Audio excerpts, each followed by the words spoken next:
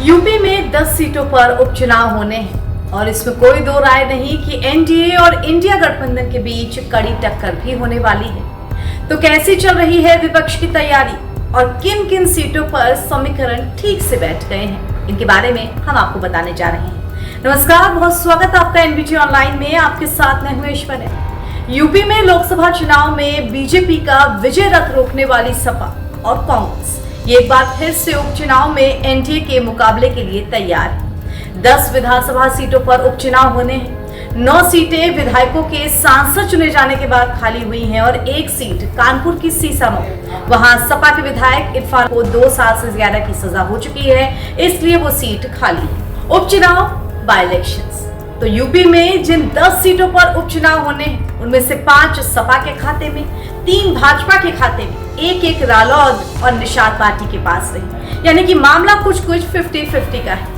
2022 में विधानसभा चुनाव में सपा और रालोद साथ मिलकर लड़े थे। अब रालोद भाजपा के साथ है तो उसकी सीट एनडीए के पाले में ही जाएगी।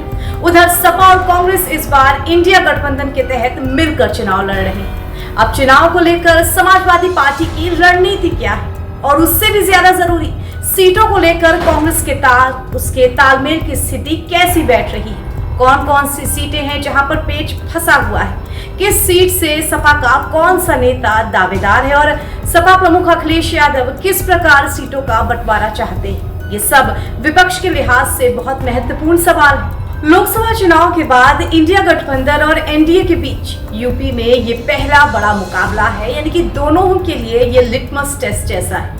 इसके लिए सपा और कांग्रेस एक तरफ तैयारी में जुटे हैं तो बीजेपी खेमा भी अपनी कमर कस रहा है, लेकिन कांग्रेस चाहती है कि उसे 10 में से कम 4 सीटें मिल जाए।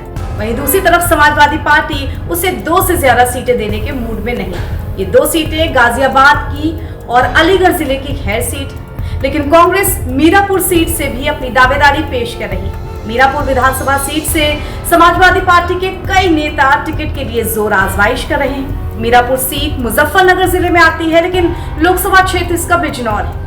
अब क्योंकि कांग्रेस ने भी इस बार लोकसभा चुनाव में अपनी उम्मीद से कहीं ज्यादा 6 सीटें हासिल की, तो उसका मनोबल बढ़ा हुआ है और इसी मनोबल के तहत वो समाजवादी पार्टी से इन सीटों के लिए मोलभाव करने में भी जुटी है।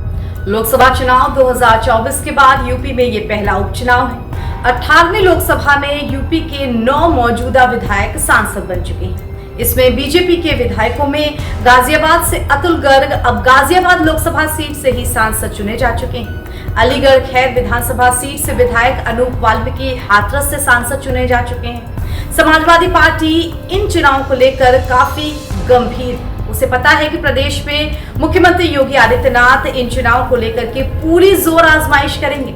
ऐसे सपा भी हर मोर्चे को संभालने में जुटी है, लेकिन बीजेपी से सीधी टक्कर के अलावा पहले वो कांग्रेस के साथ अपने समीकरण ठीक तरीके से बैठा ले, इस बात पर ज्यादा जोर होगा, क्योंकि उसे ये याद रखना होगा कि लोकसभा चुनाव 2024 में जीत सपा की नहीं बल्कि विपक्षी 2 मजबूत पार्टियां इनके कांग्रेस और सपा के मिलकर चुनाव लड़ने की हुई थी। तो उपचुनाव में भी वो मजबूती, वो गठबंधन फिर से काफी मायने रखेगा और इस उपचुनाव के नतीजे क्या निकलेंगे वो भी हम आप तक पल पल की खबर पूरी पहुंचाते रहेंगे। फिलहाल उत्तर प्रदेश की हर छोटी बड़ी राजनीतिक हलचल को जानने के लिए आप बने रहिए एनबीटी ऑनलाइन के साथ। नमस्कार।